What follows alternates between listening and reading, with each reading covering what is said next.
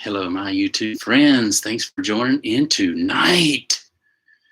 Oh, we have a great topic tonight, man. I had several people write in, and I love all your questions, you guys. So keep all your questions coming in, man, because I love them. And if I can answer them, I will. Where is your muscle?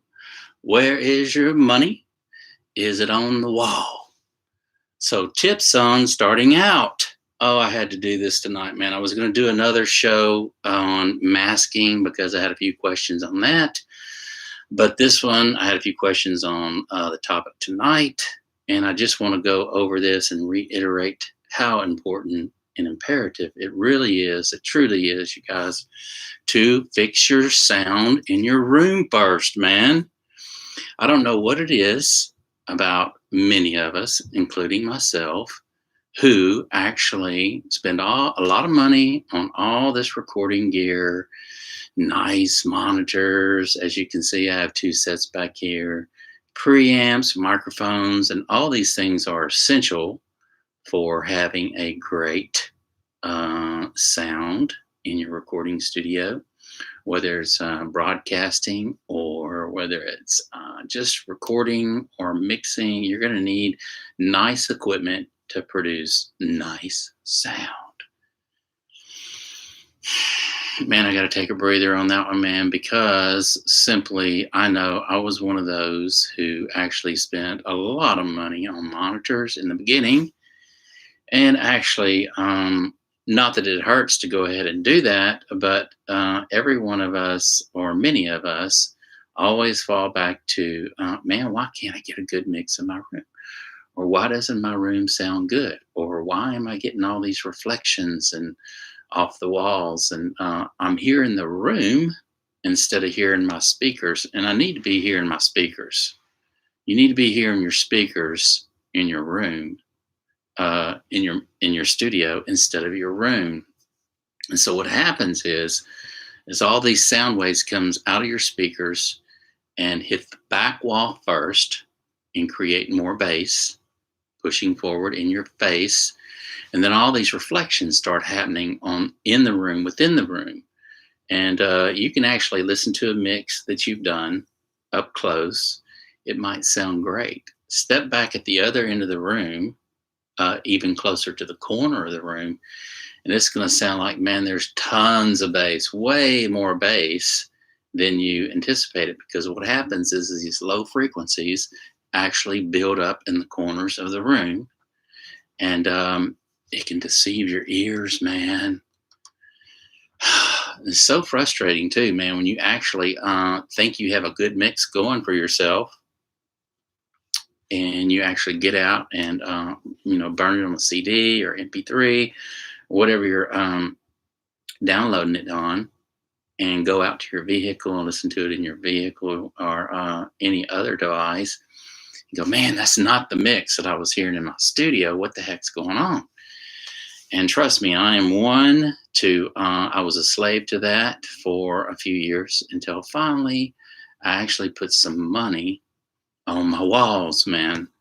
And I put a little link down there for you guys to click on and check out that one that I like, that Orlex actually puts out. And it'll help you actually get started and get your room sounding right first before you even put any money in your microphones or your preamps and all that other good stuff. You truly. And I want to say that first day my Studiofoam came in, I was unboxing all this stuff, and I was thinking to myself, I wonder if this is really going to work. I wonder if it's going to really improve my mixes to where I'm actually hearing my speakers instead of my room. And the more research I actually did, and seeing all these other studios with Studiofoam on the walls, diffusers, bass traps, these are three different elements that actually are going to make your room sound tremendously better.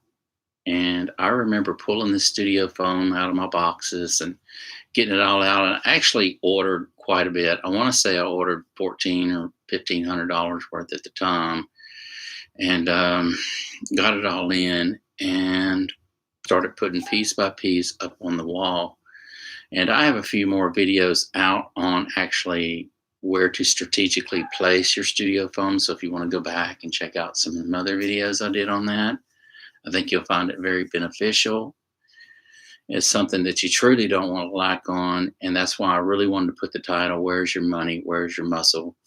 Um, just simply because it truly is paramount that you do get your room sounding right. And then after you get your room sounding right, go ahead and start splurging on some nice preamps and microphones to actually get your sound really, really good. So I remember actually pulling the studio foam out of the box and piece by piece placing it on the wall. And after each piece that I put on the wall, I would actually clap my hands in the room. And there was, in each piece that I put up, I mean, the reverb and the time, all that stuff I couldn't hear, it started deadening the room as each piece that I put up.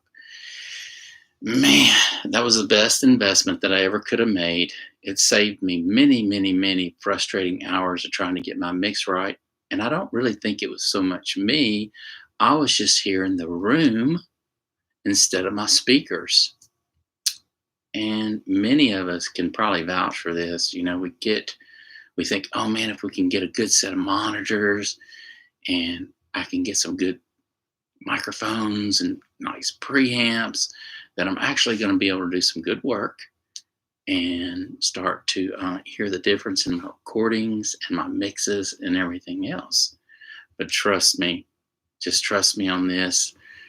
Before you get started, or you're just now getting started and you want to start recording, you want to get into the audio world, and it's something that you love with a passion, whether you're just a musician and you want to start recording your tracks and you want to see how you sound when you're actually recording, go ahead and just spend the money on some nice acoustical foam for your room and treat it. And trust me, you really will enjoy how much better your room's going to sound. Even when you have company over and they're sitting in your studio, it's going to look really, really nice on your walls. And they're really going to enjoy how your studio looks and sounds. And you're not going to hear all this slapback or reverb or all these bad frequencies bouncing and creating this energy in the wall, in the corners of the wall, and actually confusing your ears as to what you're hearing in the room.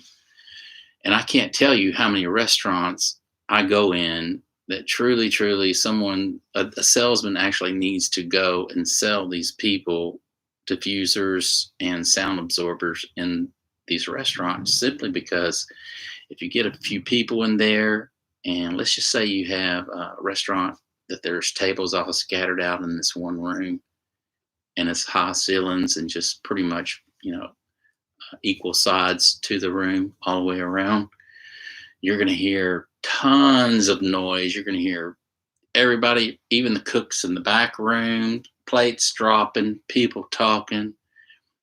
And it's just really, really hard to hear your company at the table that you're sitting with when all these reflections are going on in the room. And it's not very quaint. Even though the food might be great, it's not going to be a quaint and relaxing place to enjoy your food eating out. So someone would probably make a killing actually going around and selling studio foam and actually putting it on the walls for these people. So that might be some little tips for you guys to get into.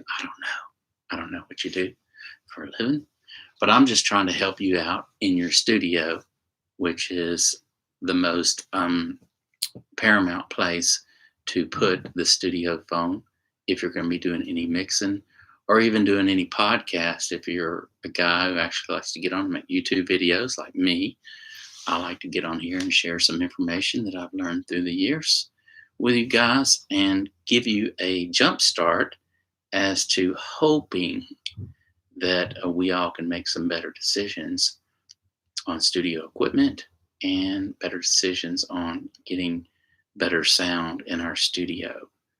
And so I remember, like I say, when I first set up my studio in the first room, my first studio, I had all the Orlex around the walls, the bass traps. Now, keep in mind, I'll go over this in another video. So, but I'm just going to shoot some stuff at you tonight about it. Your bass traps typically want to be in the corners of the room because that's where all the bass is built up and the energy's built up in the room. And a lot of times, a lot of it is at the top of the corners in your room is where all the bass is trapped in that corner and builds up all this energy. And you can actually hear it. Do a little mix. Listen to your mix up close. If you don't have any studio foam in your room, do a little mix. Listen to your speakers up close, and then move back to the corners of the room. And trust me, your mix is going to sound 100 times different. You're going to have all this low end, and it's going to be hitting for sure, but you're going to have all this low end. And so it's really important that you go ahead and treat your room. And that's why I wanted to get on here tonight and share this information with you guys, because don't make the mistake going out there and spending all this money on nice studio gear, which you're going to need anyway. But go ahead and fix your room up. That way you're not having to move your studio desk around. You're not having to move your furniture around or anything else, your keyboards, your piano, your guitars, or whatever else you have in the room out to actually put up the studio foam. Now, that's another thing I do want to mention. If you have a recording studio and you have a small room that you're doing your tracking, I say small, anywhere from 8 by 8 to 12 by 12 room, somewhere around that area. If you have a typical size room that you're actually mixing in, it's not a room that you actually want acoustic guitars in hanging on the walls. I know it looks cool to have all your guitars hanging on the walls as their acoustics, but trust me, they resonate. The wood resonates, and you will hear those guitars actually resonating the bass off of them in the room. I know that sounds crazy, but trust me, it's there, and it's not a good thing. So having your guitars in a separate room on the guitar stands or however you want to display them, put them in a separate room so that you don't have all these reflections from your guitars. Boy, we learn the hard way sometimes, don't we? So I'm trying to help out if I can, you guys, tonight, and just go ahead and bite the bullet, man. Get you some studio foam. It'll look great on your walls. You're gonna love it. You're gonna love the way it looks on your walls. It's actually gonna make your studio look like a studio and not like just a spare bedroom that you're doing your recording stuff in. So it makes a big difference, especially when you have clients. So they see those things. Sometimes your clients will depict things that you wonder how they even saw that or seen that, and they'll be bringing up things, and you go, man, they're pretty observative, but truly they're going to notice the studio foam on the walls, and they're going to notice how great it sounds with that studio foam on the wall, man, and you will too. And your mixes are going to get a lot better. Your production is going to sound a lot better because you're not going to actually have all these reflections going on. And especially if you're doing any tracking in that room, which I love to track in my studio here. Now I have a room off to the side that's a kitchen that I actually can go in there and set guitar amps in and whatever, and mic amps in that room and get a nice recording in there. But it's going to be, your room's going to sound a lot better. I love doing my vocals in my studio room that I mix in, simply because the walls are treated, okay, and I don't have any reflections going around.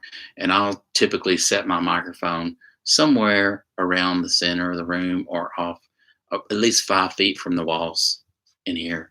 And I find that I really, really get my best tracks with doing it that way, simply because the sound absorbers and the bass traps in the walls actually catch anything or slow down those reflections way before it has any time at all to get back into the microphone.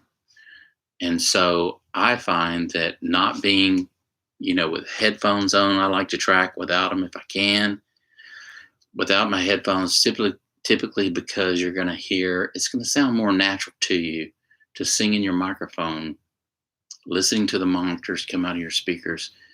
so much less tuning on your vocals because of the fact that you don't have headphones on. I mean, it's so unnatural if you think about it. You're listening to a mix coming through your headphones and you're singing, and there's no delay in there, especially if you have it to where, set to where there's no delay or any time that's you're losing there. But your tracks will sound a lot better if you do your recordings actually with no headphones on. I found that I could do a lot better on my singing in tune a lot better. And so, but put your money on your walls, man. That's where your muscle is in the beginning. And you're going to really enjoy how much your room sounds, how better it sounds, and how much more time you actually want to spend in your studio without all this noise jumping around and all these things. You're here in the room. That's what I mean by that. You're here in the room instead of your speakers. And so, that's a really big thing. For example, this just popped in my head and I don't know why, but if you take an audio speaker, let's just say a 6x9, hook it up to your car stereo and listen to the speaker without in a box. And then take that same speaker and then, reset it in your trunk or wherever in a box or in the back of the car or in the door or wherever you're going to mount your 6x9. So much more bass, so much more body because it's in a it's in a box, and so you're getting that what goes back pushes forward. Okay, just like your monitors. Whenever you sit on your desk, you got your desk, and the sound goes back, hits those walls, and hits you first in the face. That's why you hear your room instead of your speakers. And so there's laws and rules to that as to how far your speakers need to be away from the walls. That's why they have those little mopads or whatever, or even little stands that you set your monitors on, so that you don't hear any resonating things off your desk here. Because if you set your speakers on your desk, it's like your desk is actually going to resonate, and you're going to hear part of that, whether you realize it or not. So I have mopads on mine up here, and they work just fine. Actually, I was considering getting some stands and actually, dropping my speakers behind it, but I really don't have any problems. And I'm just now getting to learn, get to know my speakers, my monitors. So it's probably going to take me probably a few more weeks to actually get to know them, how they translate to other devices. So before any of that, I'm just glad I got my studio foam on the walls, my bass traps in the corners. Typically your diffusers need to be behind you. So your diffusers are going to be on the back wall, or I've even seen them in a lot of studios where they're on the ceiling. So you have your diffusers up high on the ceiling, and then you have your diffusers on the back wall. And what happens is that sound hits that diffuser and it breaks up and it breaks up and it keeps that sound from coming back at you. Then you have your sound absorbers, and that actually absorbs the sound and reflections. And then you have your bass traps, and that actually stops that bass from building up all that energy in the corners of your rooms. So I hope this helps you out, man. I hope these little tips help you out. I know they certainly helped me out. And if someone would have sat down with me and said, "Hey, look, dude, before you spend, $2-3 grand on this and $4 grand on that, you're never going to get your sound right until you fix your room, or unless you just want to wait a year or two after mixing and frustration, going back and forth, trying to get the mix right." I don't know. I hope this helps you out, man. It certainly helped me out whenever I treated my room.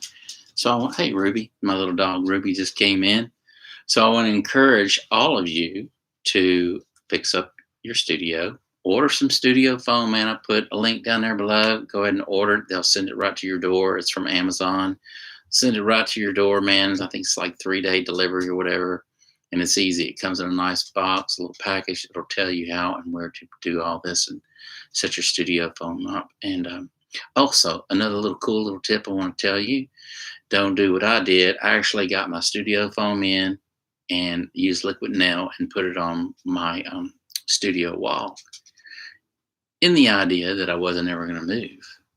And so my circumstances changed, and we had to sell the house, sold the house, and then said, I'm not leaving without my studio foam, man. My studio foam is coming with me.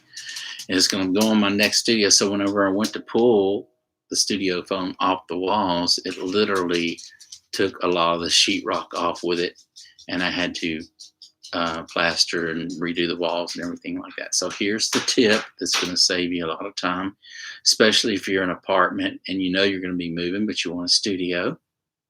Take your studio foam, figure out the placements that you're actually going to put them on the wall, and cut out some board, cut out some sheets of plywood or whatever, and put your liquid nail on that plywood, and then put your studio foam on the plywood, and then put some drywall screws in the corners of the board on the wall.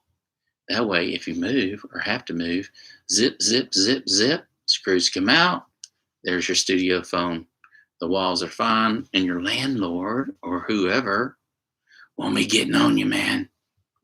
So I hope that helps you. And if someone would have told me that back in the day, it would have saved me a lot of hours and a lot of paint and all that other stuff that goes along with it had I known that advice. So I hope that helps you out. It's certainly and then this room right here is really, really cool. I don't know if I told you guys, but this room has 11-foot ceilings in it. And I want to say it's 11 by 10, 10 by 11, something like that. Sorry, I couldn't hear what you said. Oh, that's my phone. It's one. Good. I'm glad you didn't hear what I said. My phone's talking to me. You know, Big Brother is actually listening in on tonight. Good. I hope you get some tips, Big Brother. Studio foam, man, is the way to go. That's your muscle, and that's where your money needs to be, on the wall to begin your adventure in audio recording. So we got a lot of great things going on. One, if you haven't subscribed to the channel, please subscribe to the channel, only because if you hit the subscribe button and slam that bell and type down there as to why you love a Shure microphone, that's going to get you in the drawing at the first of the month that we're doing on a Shure SM7B microphone. It's a $400 microphone, man. You can't go wrong by just subscribing and hoping you win. But even if you don't win this drawing, we're going to do one more drawing on the Shure SM7B before we move on. So you have 2 chances actually to win. So I hope that encourages you to hit that little subscribe button right. I think it's right about there, man. Hit that little button. It's part white and red. Hit that little button right there. That'll subscribe you to the channel. Slam that bell, and that'll get you in the drawing. So we got some really cool stuff going on. Tomorrow night, I'm actually going to do the video on masking again, because I've been getting a lot of questions on masking and what is masking. Truly, what is masking? And is that such a real thing? Yes, it is a real thing. Masking is a real thing. Actually, you take 2 frequencies and that are the same, and they'll actually cancel each other out to where you don't hear them. And so masking is a real thing. And it's very important to know what instruments take up what space in that frequency range, and where those instruments actually overlap the other instrument. And that's what masking is. So you want to clear the run instrument this space. You want to give that instrument that space. You want to give the vocal space. Give everybody their own little space and own little room. So that's what we're going to be talking about tomorrow night, man. You don't want to miss out. I know it's kind of a weird thing to talk about, but it is a real thing. So it should be something that should be on the top of the list, especially if you like mixing audio and you want to get good at mixing, and you don't want all your mixes to sound like mud, because that's what will happen if all of these frequencies are masking each other out. It's going to sound like mud. And so this will help you out on figuring out where to cut frequencies, negative EQing, and where to add frequencies, man. Where to give everybody its own little space to sleep and reside. So my dog keeps going in and out of the doggy door. What do you want, Ruby? I'm on my show, man. So yeah, we got a lot of great things going on. You don't want to miss out on tomorrow night's show. And I did make it. I was a few minutes late tonight, only about 5 minutes before I came on. So typically I like to get on at 7. And so I've been taking these classes at the gym, and man, they've been killing me, dude. But I want to be in shape for summer. Summer's coming around, and summer to me, or spring, is a sign of new beginnings. I think I've talked about that before, but it's a sign to me as a new beginnings, a new start, a fresh new start on life or whatever you're doing, whatever your agenda is throughout your day. You know, all the flowers come out, all the trees start to bloom. It's a new season, man. And so I kind of look at that as a new season for me personally.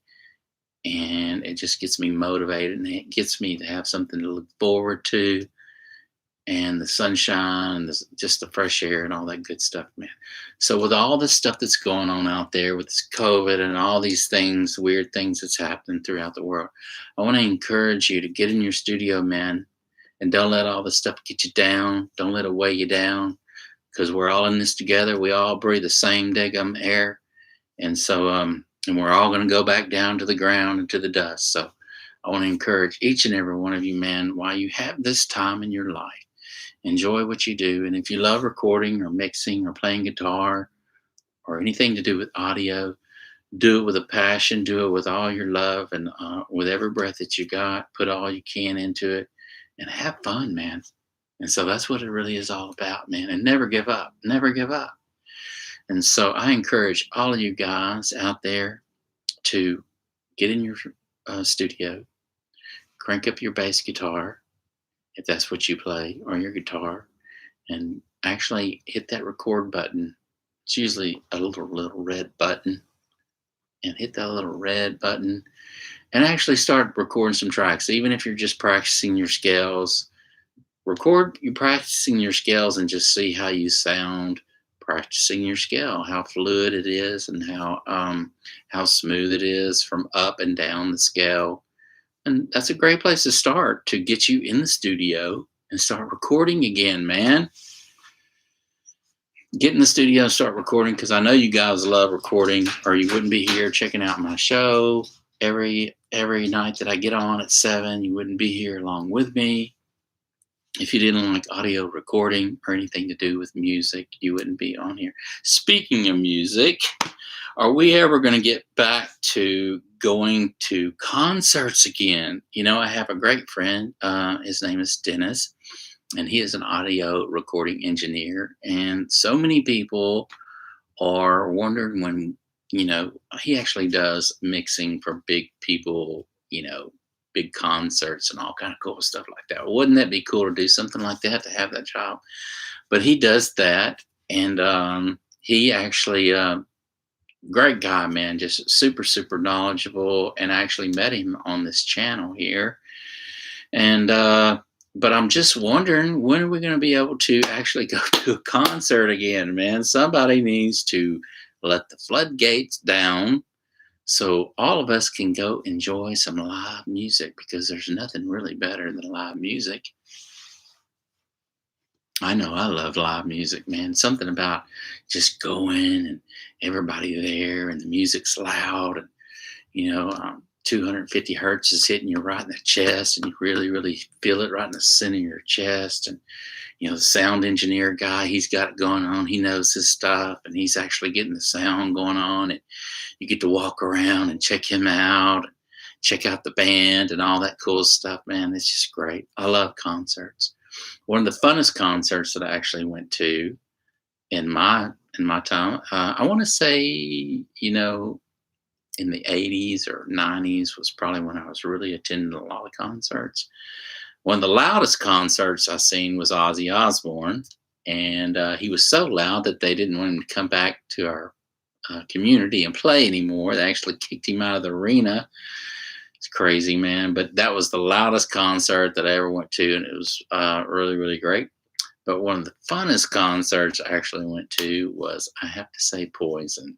I went to go see Poison in Lafayette, Louisiana, and that was one of the funnest concerts I actually went to, and it was packed. We were all in there like sardines, literally just like this, and we were packed all the way to the bar or the beer area, and it was really, really fun. It was they were actually put on a great show. The music was great. The concert was great. Had a lot of good times, man, going to concerts. So I hope that they just say, hey, give us all the green light to get back to what we need to do to get back to normal. But in the meantime, until then, get in your studio, crank those little buttons, all those little power lights and whatnot on your preamps, get them fired up, turn on your computer, and start laying down some tracks. Start recording. Get in that studio, man. It's calling your name. It's calling you to get in there, and if anything, like I say, just to work on your scales, work on some guitar chords, or maybe just put together a little song, write a little song. Get started. I hope this encourages you to get back in there, because of all the other things that are going on in the world. And trust me, it'll always be something that'll try to pull the rug out from underneath you as to loving what you're doing, enjoying life. And so I encourage you, man, don't let the bad things get you, man. Don't let those things get you down. Get in the studio. Start recording. Start playing with all your little toys and enjoying life again, man. And then when we can get things back to normal and we can go back to work or whatever we do, whatever we enjoy, do it, and do it to the fullest, because we all only get one time around at this deal. So I hope this encouraged you again, and I reiterated that 100,000 times tonight, and I hope that isn't disturbing to you guys. But that's probably one of my better qualities, is always encouraging others. And so I try to do that as much as I can to encourage others, because we're all gifted and we need to share our gifts and use our gifts. Share and use, share and use, share and use. So that's why I'm here on this YouTube channel, simply because I could do other YouTube channels. I think I mentioned that the other night. I have other hobbies. I have other things that I enjoy in life. I love to fish, man. So much about fishing I could have done a YouTube channel on fishing all day long. But I love the recording studio as much, if not more. And so that's why you're here tonight. I appreciate you. But join in tomorrow night, man. Join in tomorrow night. Come join me at 7 o'clock. Trust me, I'll be here at 7 o'clock tomorrow night. Even if I have to put the pedal to the metal or run back here. I haven't even eaten dinner yet, because I knew that I wanted to get on here and do this show tonight with you guys and be here. It's so great being back, y'all, man. I miss y'all. And I hope y'all miss my shows too, man. I appreciate each and every one of you. I hope you got something out. The Studiofoam, where's your muscle, where's your money? Is it on the walls? It should be. If it's not on the walls, it should be. So I encourage you to go out and spend some money on some Studiofoam, man. Put it on your wall. You'll thank me. It looks great. It looks great on your walls. Get all that other clutter off the walls and put something up there that's going to do something that's beneficial for you and save you a lot of daggum headaches. Drop some money on that daggum Studiofoam. I'll put a link down there below, man. Get you some Studiofoam that works. And I think you'll be happy with Orlex stuff. It's really, really good stuff. I don't know, man. 15 years now? Maybe, I don't know. I stopped counting time. But I really do love how it makes this room sound and how it makes this room look. It really looks good, and I think you guys will enjoy it. So before you buy all this other stuff, and if you already have all this stuff and you can still, you know your monitors, you know how your room sounds, and you can get a good mix, and you're saying, oh, dude, Audio Master, I don't need that because I know my speakers and I know my room. I don't need all that stuff. You'll be surprised how much you'll really love how much better your room sounds and looks. It'll look like a studio and not a spare bedroom.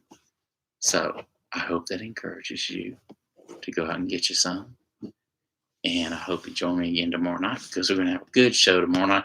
I might go be live, and if my friend is actually around, I hope he can join. I love when Dennis actually joins in with me because he's super, super knowledgeable and he has a lot to share with you guys. So when he joins in on my show, I just let him talk, man, as much as he wants to talk because I really enjoy his conversations and whatnot and his knowledge. And so, anyway, thank you guys for joining in tonight. Again, if you haven't subscribed, it's right down there. It's easy. Subscribe, slam that bell, type down there as to why you love a Shure microphone, and that'll get you in the drawing for this month. And it'll keep you in the drawing for the next drawing that we do on the Shure SM7B if you don't win the one we're giving away the beginning of the month. So, thank you guys again, and we will see you tomorrow.